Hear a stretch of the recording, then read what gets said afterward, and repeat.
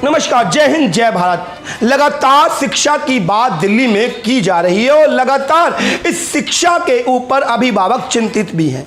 जिस तरीके से पूर्वी दिल्ली नगर निगम में शिक्षा समिति के स्थायी चेयरमैन ने एक प्रेस कॉन्फ्रेंस कर ये बताया कि अब 30 स्कूलों को मॉडल किया जाएगा, उसके ऊपर नेता प्रतिपक्ष मनोज त्यागी ने सवाल खड़ा किया है कि आखिर 4.5 साल बीतने के बाद नगर निगम को अब होश क्यों आया कि हमें अपनी शिक्षा में सुधार करना चाहिए। और देखते हैं प्रेस कॉन्फ्रेंस में मनोज त्यागी जी ने क्या कहा। मैं आपको बताना चाहता हूं कि नगर निगम के अंदर भारतीय जनता पार्टी जो पिछले 15 सालों से राज कर रही है, वो जब भी कोई नया चेयरमैन आता है, जब भी कोई स्टैंडिंग कमेटी चेयरमैन नया आता है, जब भी कोई नए मेयर साहब आते हैं, तब सब बड़े बड़े वादे करते हैं। उसी कड़ी में सबसे पहली चीज़ मैं आपको कह दूं कि जहां समितियों के गठन में भारतीय जनता पार्टी में आपस में घमासान मचा हुआ था, उस घमासान के चलते इन्होंने जनता की परवाह किए बिना तमाम कमेटियां, तमाम समितियां, चाहे वो एजुकेशन की हो या और दूसरे डिपार्टमेंटों की हो, अभी तक उनका गठन नहीं हो पाया।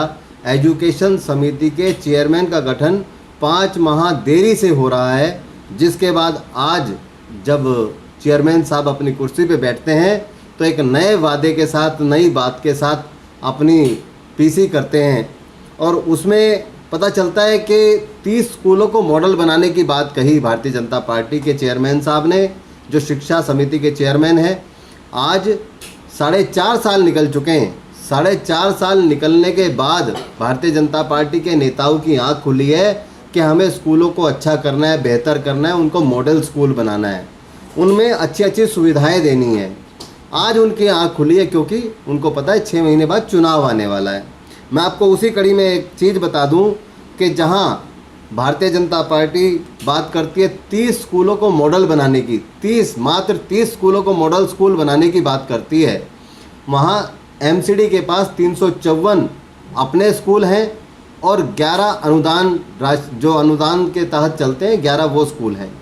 तो कुल मिलाकर के 365 एमसीडी के अंतर्गत स्कूल आते हैं, लेकिन 365 स्कूलों में से एमसीडी मात्र 30 स्कूलों को मॉडल बनाने की बात कह रही है। भारतीय जनता पार्टी के जो चेयरमैन हैं राजीव जी, उन्होंने मात्र 30 स्कूलों को मॉडल स्कूल बनाने की बात कही, जबकि बाकी स्कूलों का क्या होगा।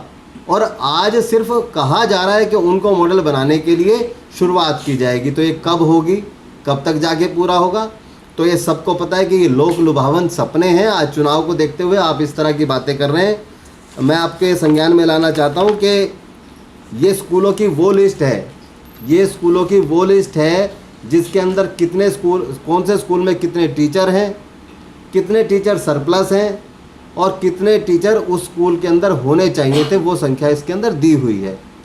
ऐसी संख्या में आपको बता दूं कि EDMC primary school old Seemapuri में 1 अध्यापक सरप्लस है।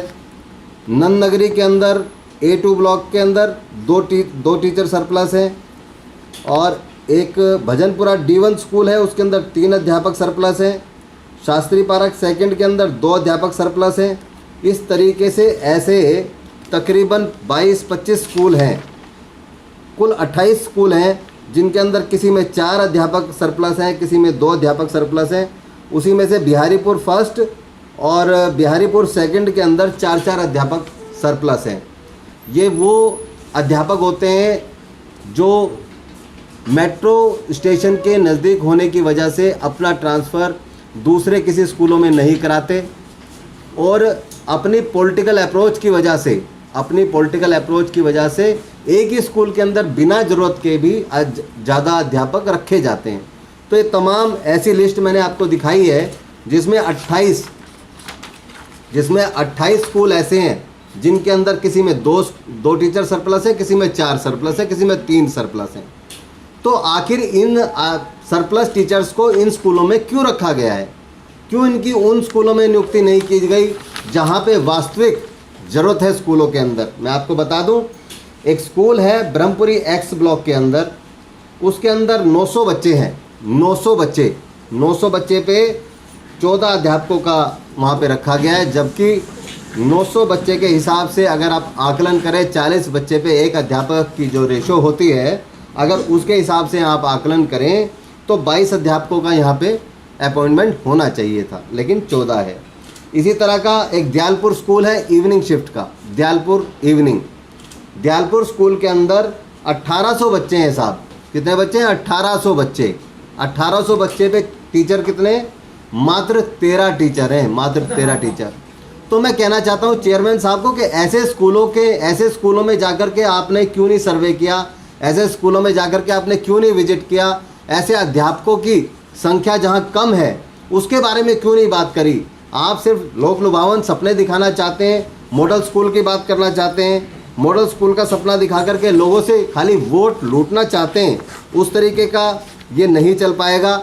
और आपने जिस तरीके से कहा कि एमसीडी के स्कूलों पे लोगों का भरोसा बहुत बढ़ गया है, पिछले वर्ष की तुलना में इस वर्ष जो है बच्चों की संख्या बढ़ गई है। मैं आपको बता दूं कि जहां पिछले वर्ष 1,60,000 बच्चे एमसीडी स्कूलों में थे और चेयरमैन साहब ने कहा कि तकरीबन 40,000 कुछ बच्चों की संख्या इस वर्ष बढ़ गई है। तो लोगों ने एमसीडी के स्कूलों पे विश्वास जताया है, एमसीडी ने भरोसा किया कि बहुत अच्छी एजुकेशन एमसीडी के स्कूलों में हो रही है। ऐसा नहीं है।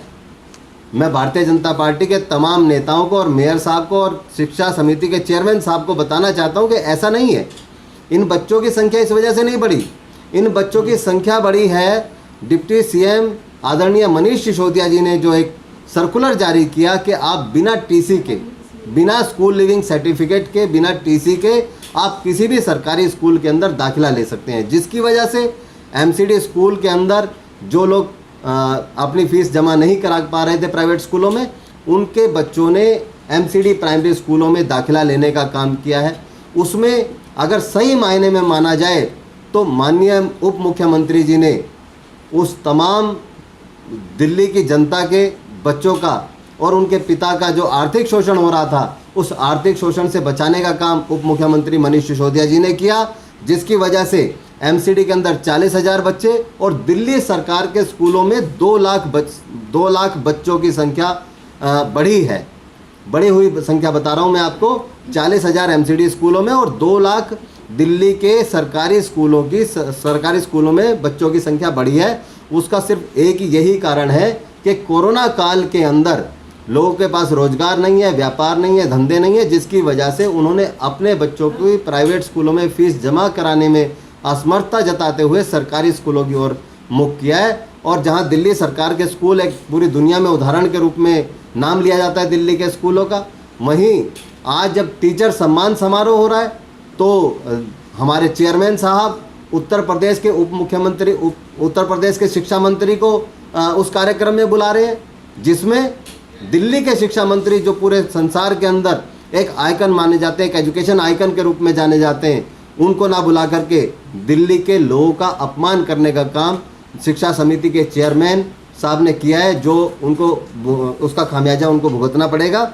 मैं आपको बता दूं कि दिल्ली के अंदर एजुकेशन पे लगातार जिस तरीके से आम आदमी पार्टी काम कर रही है, भारतीय जनता पार्टी ने हमेशा अपना फेलियर साबित किया है। और इन्होंने, चेयरमैन साहब ने ये साबित कर दिया कि इनसे पहले के जितने भी एजुकेशन समिति के चेयरमैन थे उन्होंने कोई काम नहीं किया।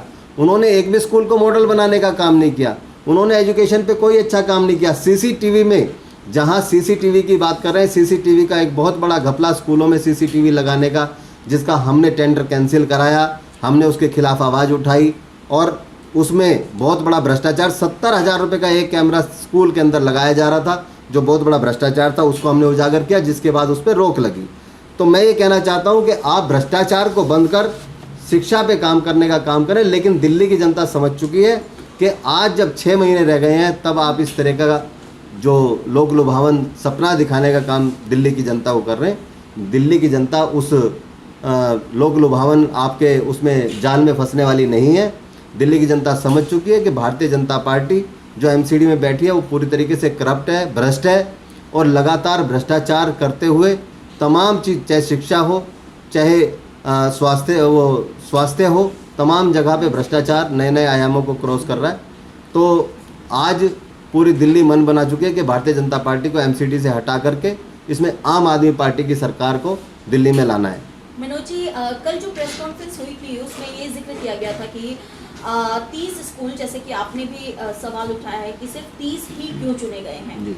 जब हमने भी ये सवाल किया तो हमें जवाब ये मिला कि दिल्ली सरकार की तरफ से फंड की कमी रहती है और यही कारण है कि शुरुआत 30 स्कूल से की जा रही है और धीरे धीरे कर बाकी स्कूल को भी इस लिस्ट में शामिल किया जाएगा।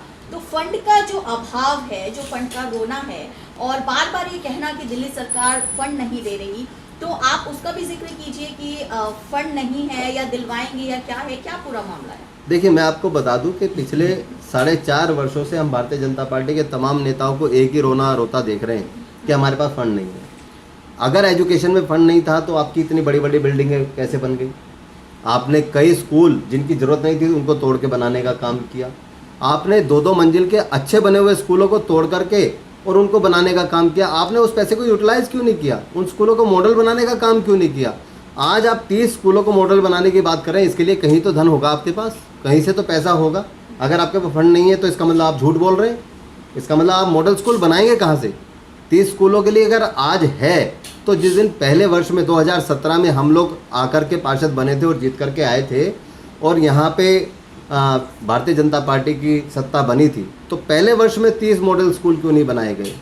आज क्यों 4.5 साल बाद क्यों? मैं सिर्फ ये पूछना चाहता हूँ आपके माध्यम से भारतीय जनता पार्टी के नेताओं को कि आज कैसे आप बना लेंगे? जब रोज पैसे का रोना रोते तो आज कैसे बना लेंगे? अच्छा सर, एक बात और पूछने वाली है कि आपने बोला कि मनीष सिसोदिया जी ने एक ट्वीट करके एक जानकारी दी थी कि यदि कोई बच्चा फीस के अभाव में सरकारी स्कूल में एडमिशन लेना चाहता है, उसी के कारण से एमसीडी और प्लस दिल्ली सरकार के स्कूलों में बच्चों की संख्या बढ़ी है।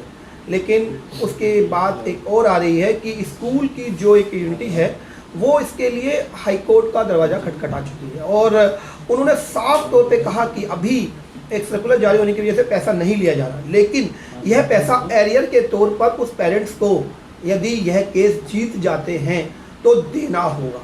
जी। तो यह भी एक बड़ा अजीब सा बात हो गई, क्योंकि उन्होंने तो साफ कह दिया कि आप पैसा अभी दें ना दें, लेकिन आने वाले समय में विद ब्याज इंटरेस्ट के साथ यह पैसा वसूला जाएगा।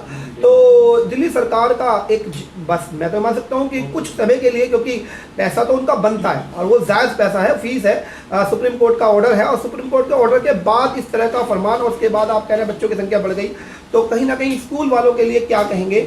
लगातार स्कूल का पक्ष लेती है आम आदमी पार्टी सरकार। देखिए, मैं तो एक बात जानता हूँ कि आप कह रहे हैं कि स्कूल ने हाई कोर्ट में पिटीशन दायर की है अपनी फ़ीस के लिए। जो बच्चा जिस समय तक स्कूल में रहेगा उसी समय तक फीस देगा। जी। जब वो नाम कटा चुका है, वो दूसरे स्कूल में एडमिशन ले चुका है और स्कूल अपने छोड़ने की एप्लीकेशन देगा और बाकायदा जिस स्कूल में, सरकारी स्कूल में वो एडमिशन लेता है, उस स्कूल के प्रिंसिपल के तरफ से उस स्कूल के पास इंफॉर्मेशन जाती है और यू डायस से उसका नाम काटने के लिए रिक्वेस्ट की जाती है। तो इस माध्यम से उस बच्चे का दूसरे सरकारी स्कूल में एडमिशन होता है। स्कूल लिविंग सर्टिफिकेट बेसिक ना लिया जाता हो, लेकिन यू डायस एक जो सॉफ्टवेयर है जिस पे हर प्राइवेट स्कूल अपने बच्चों की संख्या अपलोड करता है, उससे उसका नाम हटाने की रिक्वेस्ट की जाती है। तो जिस दिन से उसका नाम उस यू डायस से हट गया तो पेरेंट्स किस तरीके से उस पर फीस देने के लिए प्रतिबंधित होंगे? पहली बात। दूसरी चीज़ ये है कि जो बकाया है उसके लिए माननीय हाईकोर्ट जो भी अपना फैसला देगी उसका सम्मान पूरी दिल्ली करती है।